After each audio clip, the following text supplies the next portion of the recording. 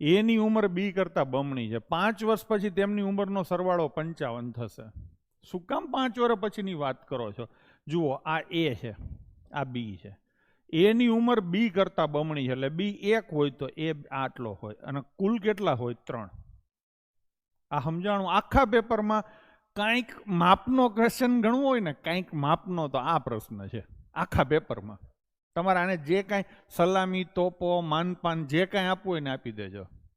ચલો, એની ઉંમર બી કરતા બમણી છે, એટલે બી 1 હોય, એ 2 હોય, ને કુલ ઉંમર 3 હોય. હવે એના પછીનું વાક્ય જો, આ એક ટેવ પાડો.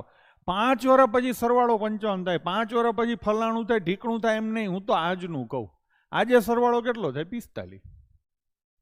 એ અને બી બંનેની 5 વર્ષ પછી 5 વર્ષ ઉંમર વધી જાય, એટલે આમાં 10 વર્ષ વધી જાય.